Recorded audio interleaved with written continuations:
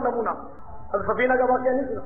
بچھڑ گئے سرکار سے، صحابہ کرام کے ساتھ جا رہے تھے، بچھڑ گئے، جنگل بیابان میں پہنچ گئے، دور سے شیر نظر آئے، نہیں ڈرے، سراپا سرکار کی سنتوں کی تصویر جو تھے، تو سنتوں کی تصویر پر شیر تھوڑی جھپٹے گا، جبکہ دل سے بھی وہ اس کے عکس ہو، صرف ظاہر نہ ہو، باطن بھی اجلا ہو۔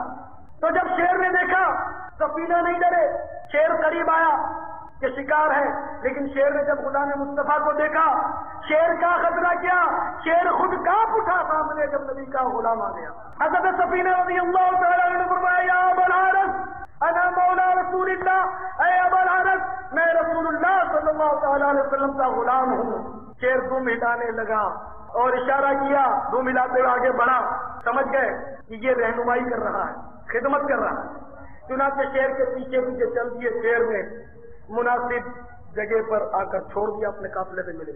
تو بہرحال میرے پیارے اسلامی بھائیوں، جب تک ہمارے اسلاف کا کردار سرکار مدینہ صلی اللہ تعالیٰ علیہ وسلم کی سنتوں کا آئینہ دار تھا، ساری دنیا نام سے لرزتی تھی، کانپتی تھی۔